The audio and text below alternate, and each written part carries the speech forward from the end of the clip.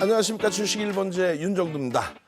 자, 불타는 금요일, 오늘 엄청난 시세가 나온 종목군들이 굉장히 많습니다. SK 하이닉스 52주 신고가 빵빵 터져줬고요. 오래간만에 자동차주들 움직였습니다. 여기저기서 자동차 업종에 대한 해석 많이 나오고 있죠. 거기에요. 2차 전지 갖고 계신 분들 오래간만에 빵긋빵긋 하실 수 있었을 거예요. 거기에 신재생 에너지, 거기에 로봇 관련주. 오늘은 탄력적인 종목이 굉장히 많았습니다. 다만 고점 대비해서 또 미끄러진 반도체 소부장 업체들의 흐름도 있었죠. 이럴 때일수록 마인드 컨트롤 잘 하셔야 됩니다. 시장의 지수는 강하게 날아가는데 내 종목만 못 움직인다. 그럴 때 내동매매하지 마시고요. 한 템포만 쉬어가서 옥석 가리기 완벽하게 하십시오. 그러면요. 당장 월요일부터 시뻘건 불기둥 여러분들 계좌 속에 다 넣을 수 있습니다. 오늘도요. 알찬 내용으로 준비했습니다. 끝까지 시청하셔서요. 불기둥 종목 전부 가져가시기 바랍니다. 잠시 후부터 힘차게 달려가겠습니다.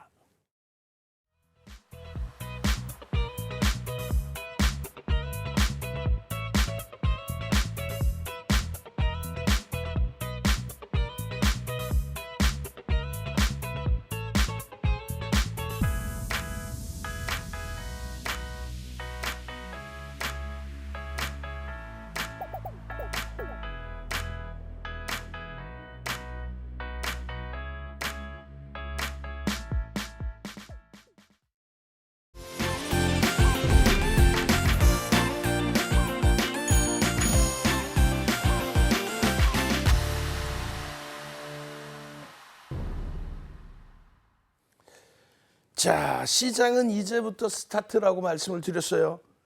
글로벌 시장에서 유럽 증시가 우크라이나 사태 있거나 말거나 우크라이나 사태 있거나 말거나 우크라이나 사태가 있거나 말거나 강조 드립니다. 이스라엘 사태도 마찬가지라고 그랬잖아요. 전혀 시장에 미친 영향력이 없을 것이다. 그거는 역대적으로 소규모의 소규모라고 표현은 드리면 안 되겠습니다만 지정학적 리스크 부분이 시장 영향을 준 적은 제한적이에요. 어찌됐든 유럽 증시를 말씀드리려다가 다시 그쪽으로 넘어갔는데 유럽 증시 지난 22년 3월 달에 변동률 어마어마했거든요. 그리고 나서 올해 들어서 가장 먼저 사상 최대치 고점을 넘겼습니다. 그리고 나서 일본 니케이 지수 34년 만에 형성됐던 그 고점을 또다시 뛰어넘고 추가적으로 10%에 달하는 상승. 그러니까 우리나라 지수로 환산한다면 유럽은 3,400, 일본은 3,600포인트 이상이란 말이에요. 결론적으로 그런 흐름 속에서 우리나라가 못 가고 있는 거 그런 부분을 미국 쪽의 영향으로 치부하거나 우리나라 기준으로만 생각하는 그런 경우가 있었는데요. 이제는요. 그런 말씀 못 하시죠. 왜요? 다우지수가 사상 최대치 고점을 연일 넘기고 있습니다. 필라델피아 반도체 지수가 그냥 사상 최대치를 넘기고 있어요. 얼마 전까지만 해도 우리 방송할 때 뭐라 그랬어요? 필라델피아 반도체 지수 1%나 빠졌어요. 엔비디아가 2%나 빠졌어요. 신고가를 하고 있어요 지금. S&P 500 지수는 2%만 돌리면 됩니다. 자, 결론은요. 지표부터 쭉 놓고 볼 텐데 지표가 상상을 초월합니다. 미국 소매 판매가 가장 중요한 이유 중에 하나가 뭐가 되겠습니까? 소매 판매가 급격히 증가하면 인플레이션 우려감이 나타날 수도 있는 거 아니에요. 그죠? 그런데 소매 판매가 급격히 감소하면 어떻게 되겠습니까? 이야, 이거 경기가 둔화되는 거야? 혹은 경기가 침체되는 거야? 그런 내용이 나올 거 아니에요. 근데 지금은요, 아주 예쁘게 흘러가고 있어요. 아주 예쁘게. 예? 그래프로 딱 놓고 보시면 이렇게 돼 있습니다. 결론은 뭐냐면 이 당시에 일시적으로 소매 판매가 엄청 증가하면서 CPI, PPI가 상상을 초월하게 올라갔죠. 근데 예를 들어서 여기까지 올라가면서 CPI, PPI가 어마어마하게 올라가져 있을 때 미국 시장이 조정을 받았냐? 무슨 소리예요. 2022년까지 폭발적인 시세, 22년 1월까지 사상 최대치 신고가 랠리가 나왔습니다.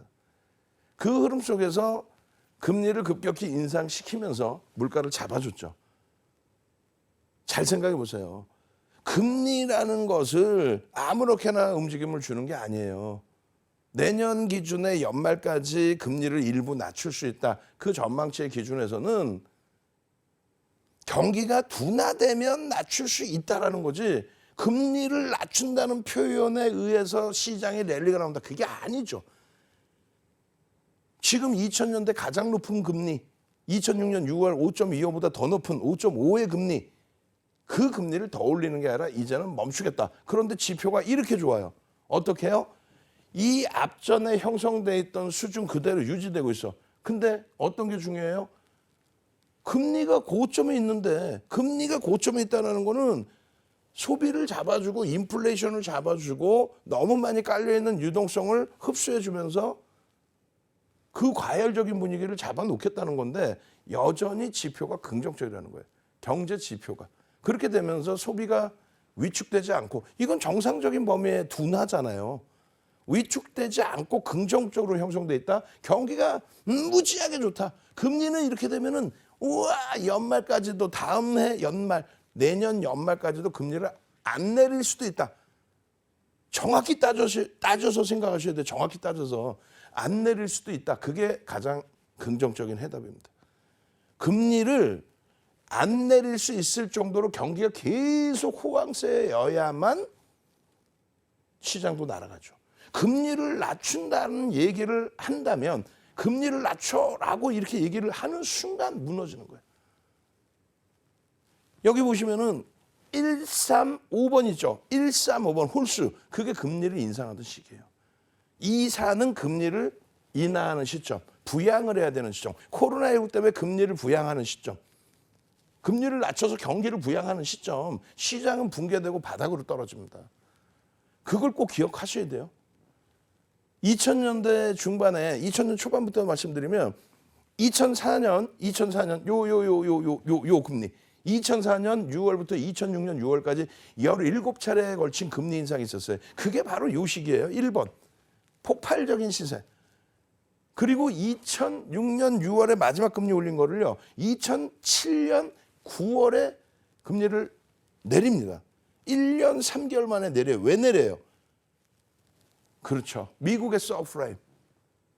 미국의 주택담보대출. 미국의 주택담보대출에 관련된 프라임 1금융권 80%, RTA 2금융권 10% 수준. 3금융권인 서브프라임. 그 서브프라임에서 골목 터진 거죠. 레버리지를 너무 많이 줘서. 그것이 2007년 초반부터 문제가 된 거예요. 그렇게 해서 2007년 9월에 도저히 안 되겠다. 금리를 낮춰서라도 경기를 부양해야겠다. 이렇게 된 거예요. 그러면 시장은 어떻게 된다고요? 붕괴라니까. 2007년 9월에 금리 낮추고요. 2007년 10월에 시장 고점 찍고요. 그리고 나서 내리 폭락한 거예요. 내리 그냥. 그러면서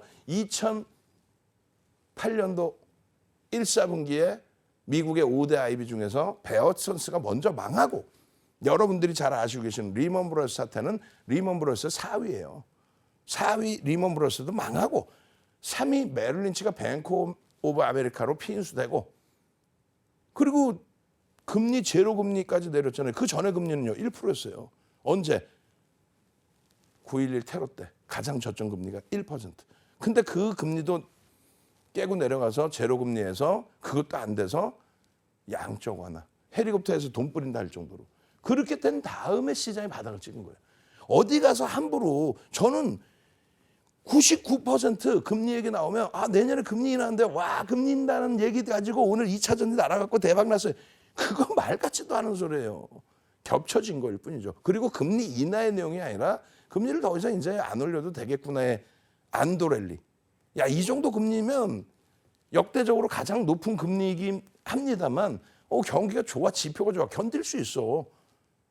그러다가 이제 점진적으로 이 금리를 못 견디는 업체들이 하나둘 나오고 경기가 둔화되는 모습이 나오는 순간 금리를 어떻게 한다? 낮춘다. 낮추는 순간 어떻게 된다? 시장은 정점을 찍고 조정을 받는다. 그게 일반적인 금융학 논리입니다. 오늘 들으셨으니까 선물 드린 거예요. 응? 왜? 윤정도 시황 방송을 앞으로 당분간 못 보실 수도 있으니, 예? 지금 한 번 들으시고 금리에 대해서는 평생 잊어버리지 마시란 말이에요. 어떻게? 금리를 올린다 하는 순간, 우와, 금리를 올리는구나. 금리를 올릴 만큼 경기가 좋아지는구나. 이야, 대박이구나. 금리 올리는 시기는 항상 올라왔어요. 시장이. 두 번째로요. 금리를 낮춘다. 내년 뭐 1, 4분기에 낮춘다. 무슨 소리 하고 있는 거야. 그럼 큰일 나. 시장은 정점을 찍습니다. 꼭 기억하세요. 나머지 부분 빠르게 보겠습니다. 다우지수의 경우에 사상 최대치 신고가. 그 이전부터 걱정 마세요. 콧방귀 끼면서 말씀드렸잖아요. 유럽과 일본이 사상 최대치입니다. 지표가 매우 좋습니다. 왜 얘가 신고가가 안 나온다고 생각하십니까? 분명히 말씀드렸어요. 두 번째 기준에서 필라델피아 반도체 지수 엔비디아가 2.68% 빠졌어요. 큰일 났어요. 필라델피아 반도체 지수가 1% 빠졌어요. 갖고 나서 아무런 문제 없다고 그 이전에 얘기해드렸잖아요. 그렇게 하고 나서 사상 최대치 고점을 넘깁니다. S&P 500 지수가 미국의 500개의 뭐예요? 우량주를 모아놓은 지수잖아요. 그 S&P 500 지수도 이제는 최고점 대비 2% 눌림목으로 되어 있습니다. 우리나라 지수로 환산했을 때 얼마예요? 그러면 3,200포인트 때 놓여져 있는 거예요. 우리나라 그 이격을 줄이러 올라갈 수 있다는 겁니다. 오늘 2차 전지만 날아가니까 이 얘기 나오는 게 뭐예요? 이야, 테슬라가 폭등 나오고 미국의 전기차 폭등 나오고 이야. 근데 미국의 지금 재고가 자동차 재고가 뭐 2배 가까이 된다면서요. 평상시 대비. 안 팔려서. 고가인데다가 지금 정부의 자금 지원을 안 해주니까 정부가. 각국에서도 마찬가지잖아요. 코로나19 핑계대고 또 탄소 배출권 관련된 친환경 관련된 이런 내용들 때문에 보조금을 줬던 부분 지금 안 주고 있잖아요. 그 판매가 성장을 하고 있지만 둔화되고 있죠. 테슬라의 흐름. 오늘 같은 날은 우와 테슬라 때문에 주가가 올랐다 이렇게 표현하고 테슬라의 주가가 밀려 내려올 때에는 테슬라랑 2차 전지랑 무슨 상관이 있어요? 이렇게 얘기하고 그러면 안 돼. 테슬라와 2차 전지는 굉장한 상관관계가 있습니다. 조금 더 보여드릴 거예요. 결론적으로 테슬라의 기준은 여전히 39% 빠져 있습니다. 시가총액 7위로 다행히 회귀는 됐어요. 8위까지 밀렸었죠. 올해 들어서 5위까지 올라왔었단 말이야. 시가총액이요. 그랬다가 지금 다시 8위로 밀렸다가 7위로 올라서긴 했습니다만 전체 추이 추세는 아직도 약합니다. 아직도 약해. 이에 대비해서 이렇게 올라갔다 75% 빠지고 반등 나왔다가 여전히 고점 대비 밀려 있는데 이 흐름 대비해서 시가총액 글로벌 시장 1위 애플은요. 애플 온 디바이스 AI 우리한테 관련이 있는 걸 보셔야 되잖아요. 거기다 PCB 거기에 대해서 사상 최대치 신고가 랠리가 지속되고 있잖아요. 테슬라는 어디 있어요? 이쪽에 있죠. 그러니까 테슬라가 나쁘다는 개념이 아니라 정책적인 수혜를 벗어났기 때문에 한 발짝 뒤에서 관망으로 보자 이거예요. 거기에 엔비디아 같은 경우에 미국의 시가총액 최상위 10위 안에서 뭐 20위, 30위까지도 마찬가지일 겁니다. 가장 높은 상승률, 바닥 대비해서도 또 지난해 9월 말 10월 대비해서도 또 사상 최대치 고점 이게 언제예요? 나스닥의 경우는 21년 11월이 사상 최대치 고점이 됩니다. 그리고 다우지수와 S&P 500 지수는 22년 1월이 사상 최대치 고점이 돼요. 어찌됐건 그 고점 대비 68% 밀렸어요. 테슬라랑 비슷하게. 그러고 나서 347% 돌리고 이 고점 대비해서도 46% 수준.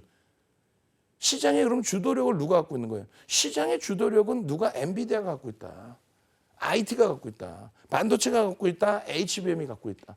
이날 하루에 오른 상승률에 대한 기준 시가총액 1000조 삼성전자의 시가총액 2.5배 정도 수준에 달할 때 하루에 26%, 29%까지 올라가요. 근데 그 추이가 지금도 지속되고 있어요. 지금도. 어떻게 해야 돼요? 그러면 결론적으로 여러분들은 시장 상황을 놓고 보실 때 누구를 가장 기준으로 놓고 보세요? 그렇죠. IT죠. 1위부터 6위까지가 IT 예? 관련된 1위 누구예요? 애플, 온 디바이스 AI. 예? 2위 누구예요? MS, 클라우드 사업 부분. 3위, 알파벳, 역시 클라우드 사업 부분. 4위, 아마존. 이 역시 서버 챗봇. 5위, 엔비디아. 6위, 메타. 마찬가지로 전부 지금 AI. 결론적으로 AI를 보실 거예요? 아니면은 지금 아직 추세 강화가 확인되지 못하고 있는 테슬라를 보실 겁니까? 여러분들이 최종적으로 판단하십시오. 결론은 국내 증시의 흐름이 이 이격을 줄일 수 있다. 최근 들어서 하루에 얼마요? 삼성전자 52주 신고가 뚫고 하이닉스 14만 원 금요일 날 찍어주는 이 상황 속에 하루에 시장이 1% 수준의 반등이 나오기 시작하고 이제 2600 다음 주 초반에도 올 수 있는 거예요. 지수는 금방 올라갑니다. 그 지수의 이격 줄이면서 시장을 견인할 수 있는 쪽 종목을 보셔야죠. 대표적으로 삼성전자, 하이닉스, 오늘 같은 날 현대, 기아 이걸로 끝일까? LG화학은 2차 전지에 연동된 것으로만 끝일까요? 실적이 우리나라 영업이익 25년까지 계속 영업이익 5위 전후 수준에 놓여져 있는 LG화학이 옥석 가리기 잘하십시오. 옥석 가리기 잘하세요. 이야 드디어 오늘 와 대박이다. 어떤 거요? 맨날 강조드린 거 있잖아요. 어떤 거? 현대차가 우리나라의 외국인 순매수 3위라고 그랬는데 하이닉스와 함께 외국인 기관 쌍끌이 1위 하이닉스, 2위 현대차, 3위 기아. 이제는요 조금만 기다리시면 삼성전자가 확 튀어나올 거예요. 왜? 삼성전자의 외국인 매수가 4%에 가깝고 기관 매도는 0.3% 수준이에요. 그거 뭐 일주일이면 다 기관도 매수 우위로 전환될 수 있어. 그러면 외국인기관 쌍끌이 순매수 1위 삼성전자, 2위 하이닉스, 3위 현대차, 4위 기아. 우와 삼성전기도 있어. 이야 오늘 이 약 오르지만 한미반도체 오늘 1.5%는 눌렸잖아요. 근데 한미반도체도 우리나라에서 손가락 안에 발가락까지 해야 되나? 20위 안에 들어오는 순매수의 최강자입니다. 그러니까 IT와 자동차 실적이 뒷받침되는 쪽 그쪽부터 보십시오. 그리고 이 방송 화면은요 꼭 들으셔야 되는 내용이야. 녹화 방송 꼭 확인하셔서 다시 들으시고 지금의 반도체 관련된 업황이 어떤 식으로 확장돼 있는지 이런 부분들 여기서도 지금 뭐라 그랬어요? 최근에 AMD가 주가가 9% 폭등 나오고 추가 폭등 나오고 이 알파벳하고 협업해가지고 엔비디아 따돌리려고 H100보다 더 좋은 IM200X를 막 발표하고 하는데 그 부분에 대해서 우리나라 그러면 어떻게 되는 거지? 거기에도 똑같이 HBM을 삼성전자, 하이닉스가 공급해야 됩니다. 그들과의 싸움에 공급처가 늘어나는 게 되는 거예요. 나쁘지 않아요. 나쁘지 않은 게 아니라 호재지. 그러니까 이렇게 수급이 더 들어오고 신고가를 내주는 거예요. 하이닉스 사상 최대치 신고가 대비 이제 10% 남았습니다. 이 흐름, 이야 내가 삼성전자, 하이닉스 보려고 지금 이 소중한 시간에 방송 보는 것 같아. 막 그냥 상한가 가는 종목 주세요. 안 된다고 삑삑삑. 결론적으로 이런 종목을 가지고 계심으로써 삼성전자 34%의 수익 올해.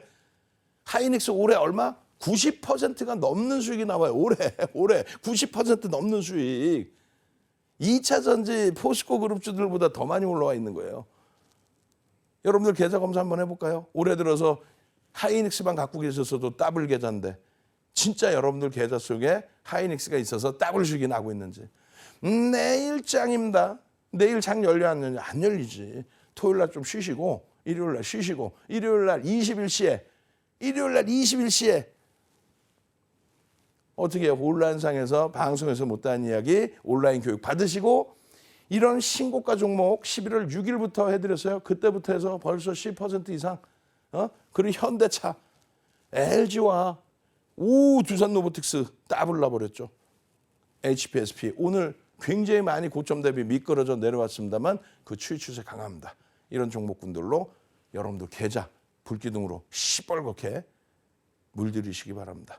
저는요 잠시 후에 시장의 이슈 부분 다시 들여다보도록 하겠습니다.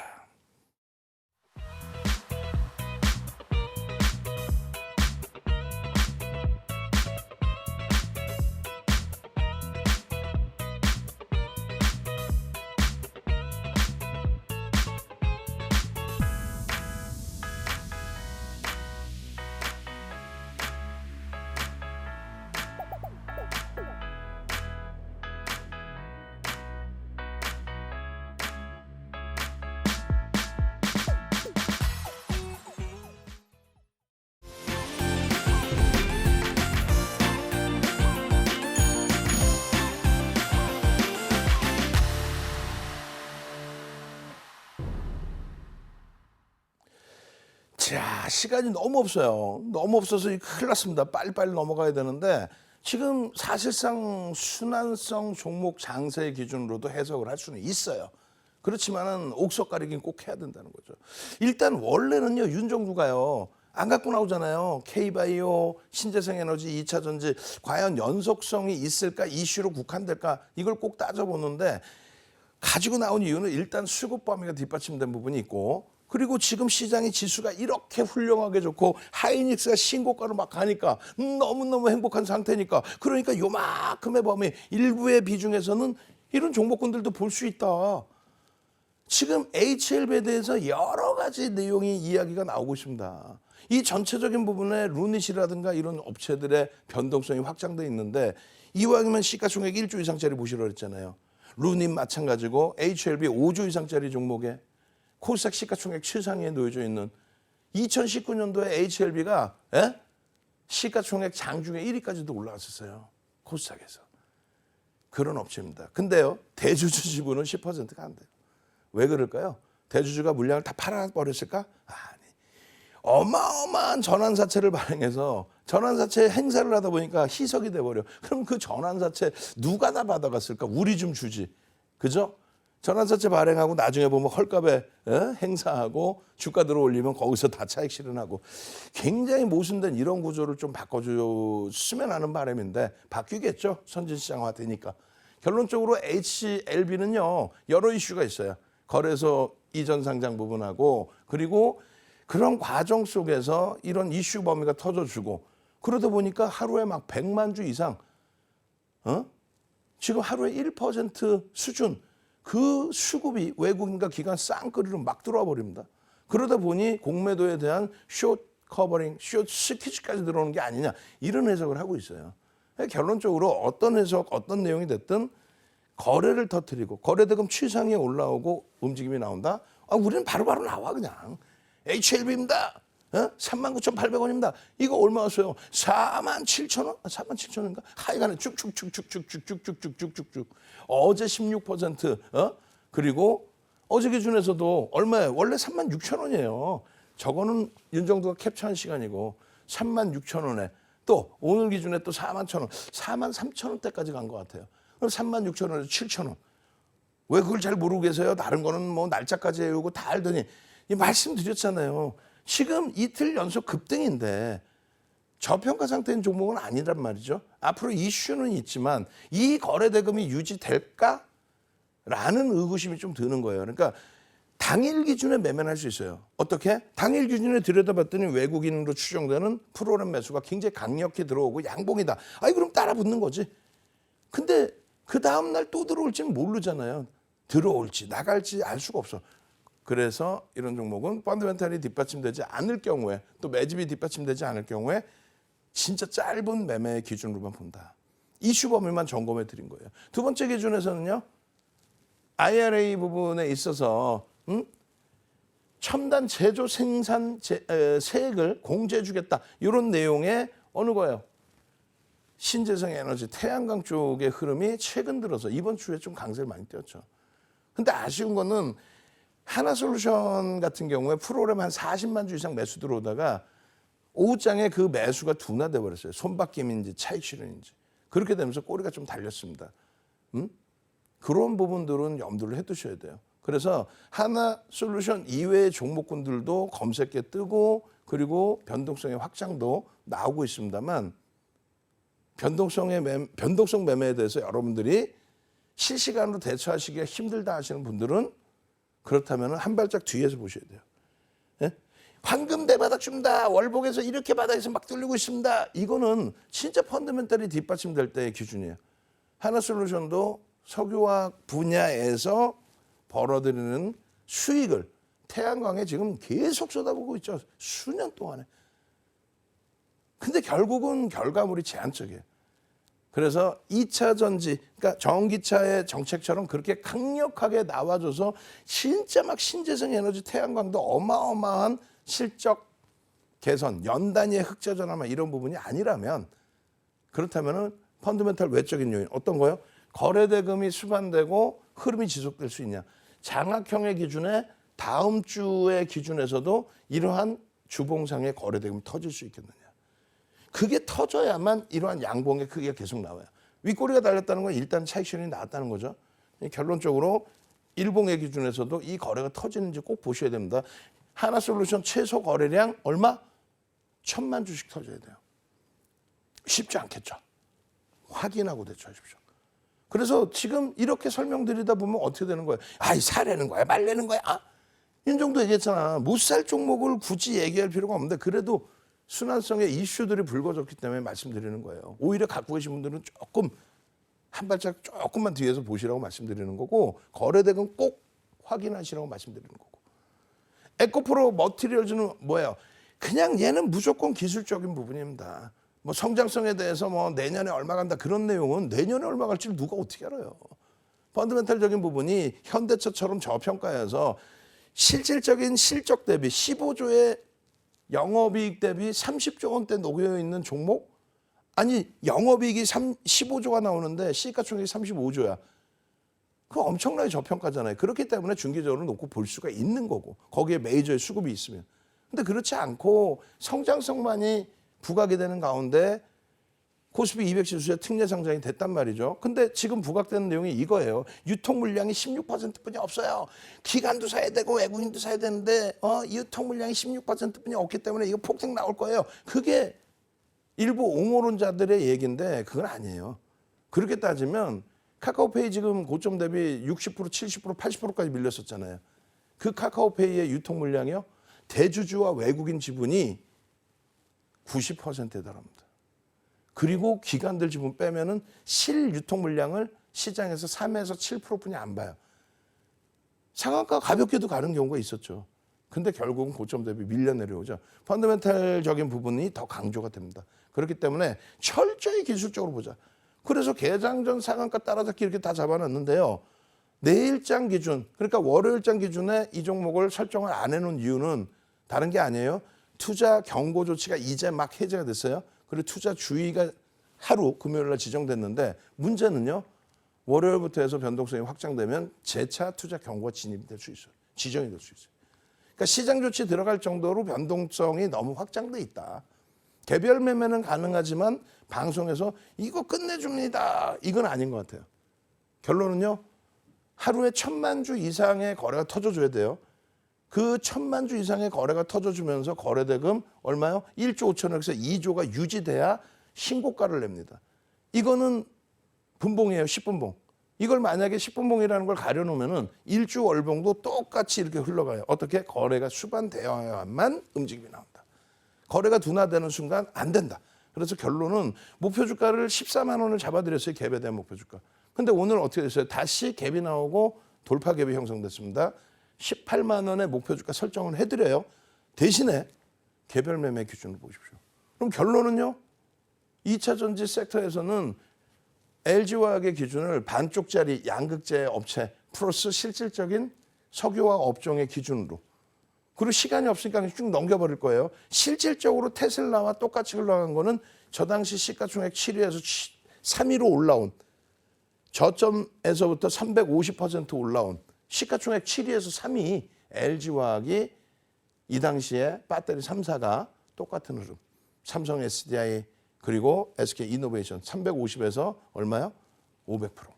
그리고 작년 하반기에는 IRA 때문에 간 게 아니에요.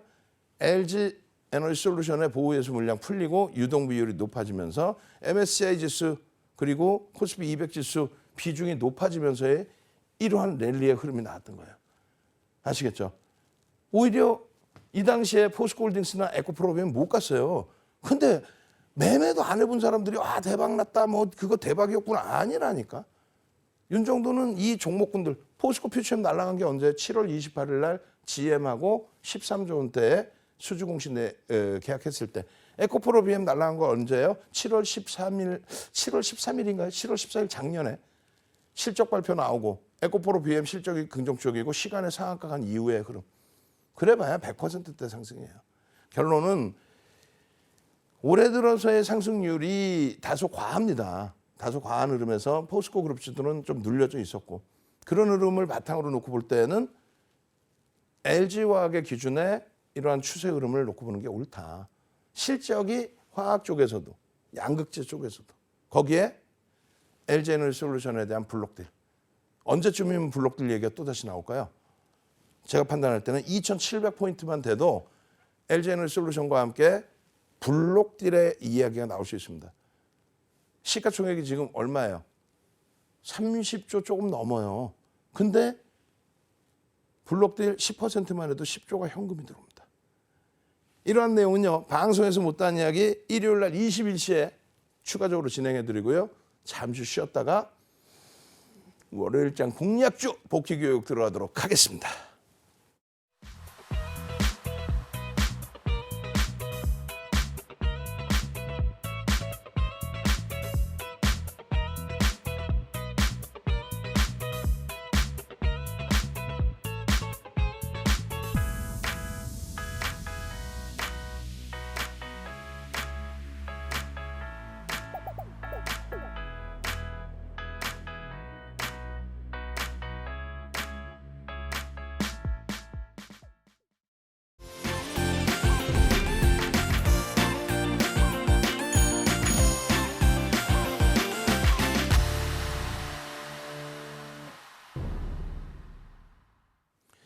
나도 이런 종목 사고 싶어요.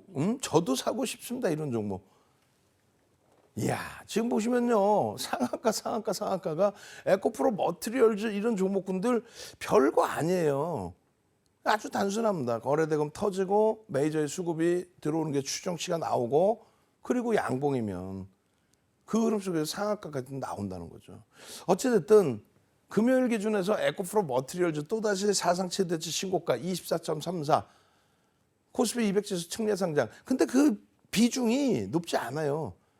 아시다시피 유동 물량이 제한적이기 때문에 유동 비율을 감안해 줍니다. 코스피 200지수에 들어왔다고 무조건 다 주는 게 아니에요. 예를 들어서 카카오뱅크가 시가총액 6위까지 올라왔었어요. 근데 카카오뱅크를 신규 상장하고 6위까지 올라온 카카오뱅크에 대해서 코스피 200지수에 대한 비중을 시가총액 6위만큼 다 줘버리면 그 이후에 카카오뱅크가 고점 대비 60%, 70% 이상 밀릴 때 시장 지수가 왜곡이 돼버린단 말이에요. 그렇기 때문에 에코프로 머티리얼즈 같은 경우에도 특례 상장이 된다 할지라도 비중은 극히 제한적으로 줍니다. 그렇기 때문에 유통 물량에서 제한적인 비중만 외국인들 또 혹은 기관들이 살 수 있는 거죠. 뭐 물론 그 인덱스 상품의 비중 이외에도 다른 쪽의 비중도 들어올 수 있겠지만은 그 부분은 조금 확인 절차를 밟으셔야 돼요. 어찌됐든 에코프로 머티리얼즈의 기준 말씀드린 것처럼 거래량 기준에 1000만 주 이상 터지고 양봉일 때 들여다보실 수 있다. 이것만 꼭 기억하십시오. 하나솔루션, 성우하이텍, 두산노보틱스. 성우하이텍도 평상시 거래 대금이 극히 제한적이잖아요. 또 1조 미만이고. 대신에 현대차, 기아의 이 추세 강화가 52주 신고가 다음 주에도 나올 수 있어요. 그렇게 나오게 되면 들여다볼 수 있다. 하나솔루션 마찬가지고요. 그래서 이런 종목군들의 변동성의 기준 대단하죠. 지금 시가총액 2위, 시가총액 5위, 시가총액 8위 이런 종목에서 흐름이 나오고 있단 말이에요. 그래서 결론은 시장의 지수를 윤정두는 윗방향이라고 그랬습니다. 무조건 1조 이상짜리 위주로 보시고요. 그리고 단기적으로 고점 찍고 눌려있는 종목에서 펀더멘탈이 어느 정도 인정이 된다. 혹은 펀더멘탈 검증받아야 될 종목이면은 수급이 인정이 된다. 그렇다면 들여다보는 거예요. 막연하게 오늘 이거 좋아 보이는데 이거 한번 눌림목 받고 또 올라갈 것 같은데 소설 쓰시면 안 돼. 시장에서는 소설을 쓰시면 안 되고 여러분들 선배분들처럼 제대로 공부하시고 그러고 나서 이런 수익 나도 좋아요. 행복해요. 두산노보틱스입니다. HPSP입니다. 위메이드입니다. 와나 이런 수익 감사합니다. 땡큐합니다. 이렇게 해서 수익 가져가시고 그리고 행복해 하셔야죠. 지금 종목 검색기까지 딱 말씀드리고 난 다음에 그러고 나서 마무리 칠 거예요. 요게 가장 중요한 거예요. 요 내용이. 이게 뭡니까? 여러분들께 기존에 말씀드렸던 11월 달 포트폴리오예요. 10월 말 종가 대비 11월 달 포트폴리오. 10월이 너무 어렵기 때문에 종목을 줄였잖아요. 그래봐야 뭐 6개에서 4개를 줄였는데 SK하이닉스, 현대차, LG화학, 한미반도체 이 종목이 10월 말 기준에 어떻게 돼 있어요? 종가 기준으로 편입했다 했을 때 가상계좌 1억 계좌 기준으로 16%, 17%죠. 시장은요? 시장도 굉장히 많이 올라왔어요. 지금. 결론적으로 12월 달 포트폴리오의 기준도 마이너스 4%까지 밀려 내려갔었습니다. 그러던 것이 지금 얼마요? 플러스 2.8로 돌려줬어요. 계좌 수익이에요. 여기에는 두산 로보틱스 포함돼 있고 변동성 종목도 포함돼 있습니다만 하이닉스의 비중과 삼성전기, 현대차, LG화학 시청자분들께서 아우 저거 가겠어요 했을 때 오히려 수익 범위. 요거 꼭 명심하셔야 돼요. 주력 포트폴리오가 채워지고 난 다음에 그 다음에 HPSP, SFA 반도체 또 위메이드 세 종목 다 금요일 날 굉장히 많이 미끄러졌단 말이에요. 그렇지만 신고가 찍고 눌림폭이다. 그런 내용 보시고 지금 방금 뭐 제주반도체, LH전선, 아시아 이런 종목군들 나오는데 이런 종목은요. 앞서 보신 주력주들을 채워놓고 일부만 들어가실 수 있다. SFA 반도체도 시가총액 1조 전후에서 지금 맴돌고 있단 말이에요. 1조 이상일 때 메이저에 또 수급이 유입될 때 그럴 때 들여다볼 수 있다. 아시겠죠? 코리아 서큐트 또 나머지 루닛 이런 종목군들 변동성의 기준은 최대한 비중을 줄여놓고 보셔야 됩니다. 자, 15일째 검색기에 뜬 종목 아까 보여드렸죠? 하나솔루션, HLB 거기에 두산 로보틱스도 오늘 포착이 됐었어요. 두산 로보틱스, LG화학, 현대차까지. 이 종목군들의 변동성이 오늘 제한적이라 할지라도 여러분들의 눈높이를 오히려 낮추신다면 내 계좌에서 저런 꼬박꼬박 1%, 2%, 3% 이런 수익이 계속 쌓여준다면 너무너무 행복하겠다. 그 생각을 하셔야 돼요. 저는 잠시 쉴 거예요. 쉬었다가 물 한 모금 마실 거란 말이에요. 그랬다가 마지막 지금 종목 2개나 있어. 2개가 아니라 3개예요. 자동차와 두산 로보틱스까지. 마지막 교육 진행해 드리도록 하겠습니다.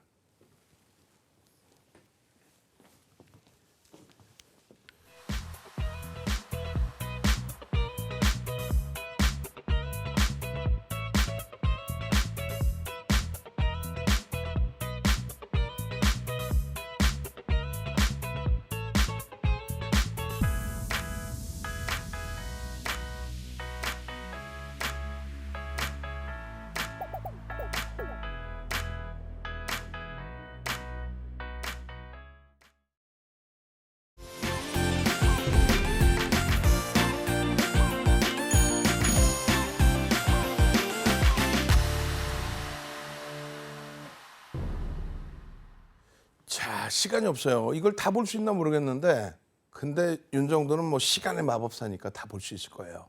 예? 기아입니다. 기아.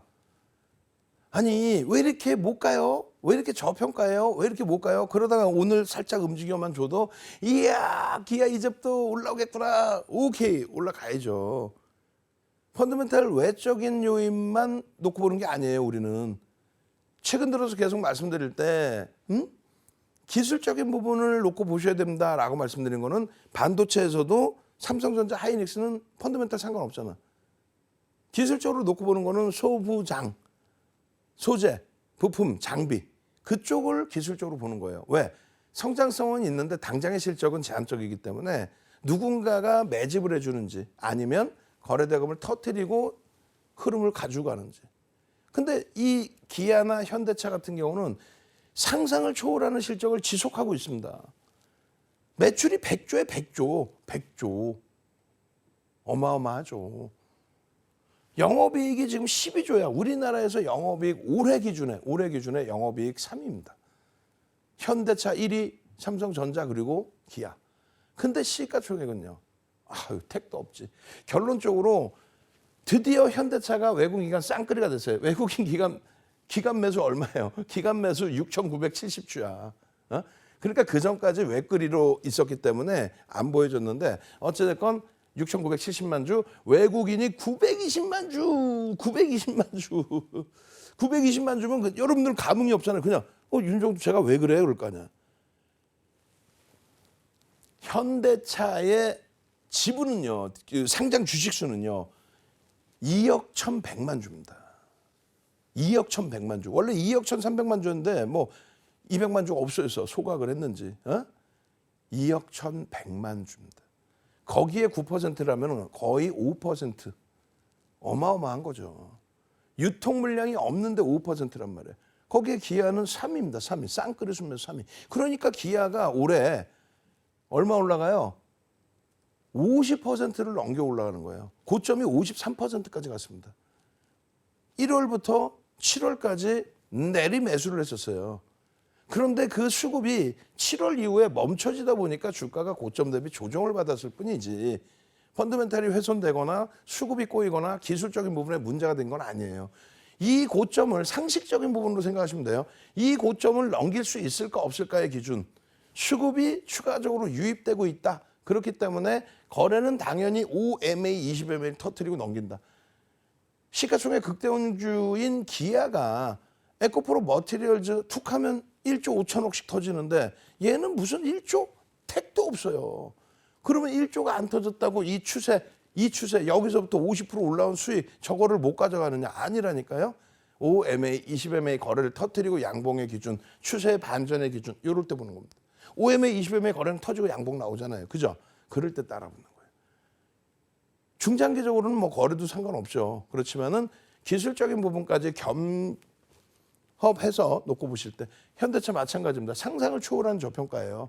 아무리 자동차 업종의 성장성이 제한적이라 할지라도 미국에서 현대차, 기아 합산해서 어떻게 미국의 전기차 판매 2위. 그럼 성장성까지 있는 거야. 결론적으로 15조의 영업이익을 내는데 이게 정점이 아니잖아요. 15조의 영업이익 내고 아까 이 기아가 영업이익 우리나라 올해 3위라고 그랬는데 2위네. 2위. 윤정도도 떼찌떼찌 해야 되는 거야. 이런 걸 까먹으면 되겠냐고. 그래놓고 그냥 잘난 체하면 되겠냐고. 확실하게 기억하세요. 15조, 12조입니다. 이 실적은 계속 유지가 되는데 시가총액이 15조짜리가 40조야. 주가가 올라와서 40조야. 꼭 기억하세요.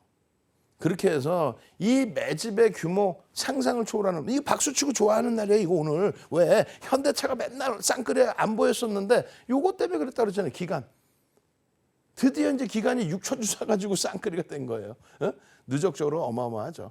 유통 물량 별로 없습니다. 그래서 결국은 현대차의 기준은 누가 뭐라 해도 저평가인 것은 기정사실화 돼 있고. 근데 주가는 왜 못 가나요? 못 가기는 시장 대비해서 1.5배 이상 올라왔어요. 올해. 못 가기를 왜 못 가? 거기다가 지금 52주 고가가 턱 건들면 갈 수 있는 위치란 말이에요. 21만 원대. 툭 건들면 갈 수 있는 위치죠. 21만 원대면. 매수 평균 단가 대비해서 프리미엄이 없어요. 지금 외국인 기관 쌍끌이 매수 평균 단가가 18만 8천 원. 프리미엄이 있어 없어? 없어요. 저기서부터 랠리의 기준 최소 범위 제가 판단할 때는 30만 원 넘겨도 이상할 거 없습니다. 아, 그게 갈 수 있을까요? 올해 갈 수 있을까요? 2020년 10월부터 10월, 11월, 12월 그리고 1월 달 첫째, 둘째 주까지 해서 10월부터가 아닙니다. 죄송합니다. 11월, 12월, 1월 그렇게 해서 11주 동안에 삼성전자, 하이닉스, 현대차, 기아, LG화학까지 75% 올라왔습니다. 11주 동안에 75%. 그때 시장이 40% 넘게 올라가요. 그 흐름들을 왜 여러분들이 못 간다라고 생각하십니까? 꼭 기억하십시오. 현대차의 기준, 기아의 기준 무조건 포트폴리오에 넣어두셔야 된다는 거 강력하게 강조드리는 거예요. 그리고 나서 들여다보는 게 두산 로보틱스, 바이오 종목이든 2차 전지든 반도체 소부장이 됐든 또 지금 눌려져 있지만은 위메이드든 이 종목군들은 누구나 뭐 서로가 잘나서 못나서 수주를 얼마 받았네 적자네 흑자네 얘기할 필요 없이 전부 프리미엄이 높아요. 50보 100보야. 아, 나는 그래도 수주 요만큼 있는데 그래봐야 똑같아. 그 기준에 메이저들의 수급이 유입돼 있느냐. 당장에 지금 시장에서의 관심도가 집중돼 있느냐. 그 내용인 거예요. 그 내용. 아니 솔직히 HLB가 언제 어떻게 흑자를 내려고 벌써부터 폭발적인 랠리가 나오나? 메이저가 수급이 들어오니까 가격 반발이 세게 나온 거죠. 그 수급이 멈추는 순간 눌려버릴 수도 있단 말이에요. 두산 로보틱스 잘 보세요. 얼마? 46,550원. 46,550원. 고점 얼마? 9만 원 훌쩍 넘은 거. 97,900원. 100% 이상 올라오죠. 이거 여러분들하고 방송했을 때잖아요. 11월 6일부터 방송. 금요일 날 얼마로 끝나요? 94,000원대를 훌쩍 넘겨요. 시간에서 좀 눌렸지만은 그냥 툭 건들면 9% 10%야. 왜 그럴까요? 왜 이렇게 종목 검색에 많이 나오고 거래가 터지니까 나오겠죠. 왜 이렇게 변동률이 이렇게 확장이 될까요? 오늘도 또 나와요. 검색기에. 왜 이렇게 탄력을 받을까요? 89,000원부터 나와가지고 쭉쭉쭉쭉쭉쭉. 왜 이렇게 가볍게 움직일까요? 유통 물량이 얘도 없어요. 에코프로 머티리얼즈 움직여서 동반적인 흐름인지 모르겠지만은 상장 첫날부터 연기금이 이런 케이스는 없습니다. 왜 연기금이 얘만 사냐고. 얘만 산 거예요, 얘만. 그리고 나서 연기금이 어떻게 돼? 270만 주. 6,480만 주짜리에 4%를 산 거야. 어마어마하게 산 겁니다, 지금. 결론적으로 외국인들의 매도 규모도 들쑥날쑥 줄어들고 있어요. 외국인들이 프로그램 통해서 들어오면은 시세가 강해. 또 일부 차익 실현하면 밀려. 그 흐름만 놓고 보셔도 돼요. 상장 주식 수 대비해서 유통 물량이 제한적입니다. 70% 이상은 구주주로 묶여 있어요. 그리고 요게 보유예수 물량 풀리는 건데 나올 때마다 충격 전혀 없어요. 다 오버행 이슈 다 해소하고도 가볍게 움직입니다. 내년 2월에 MSCI 지수의 편입에 대한 이슈가 있죠. 연기금의 지금 매집 규모가 상상을 초월하죠. 4%라고 그랬잖아요. 그런 매집을 왜 얘만 하는지 모르겠어요. 일본 기준에 급증갭에 대한 목표 주가 설정 범위를 뭐라고 설정해 드렸어요? 10만 5천 원 그 이상으로 지금은 설정을 잡고 있습니다. 주봉의 기준에서의 흐름도 계속 교육해 드렸어요. 이 교육 내용의 녹화 방송 다시 한번 보시고요. 목표 주가 재차 상향해서 설정하십시오. 그리고 월봉 기준에서도 얼마나 훌륭합니까? 일요일 날 21시에요. 이러한 내용들에 대해서 추가적인 교육을 해드릴 거예요. 여러분들 꼭 참여하셔서 다음 주에는 시뻘건 불기둥 가져가십시오. 저는요, 다음 이 시간에 다시 찾아뵙겠습니다. 주식 1번째 윤정두였습니다.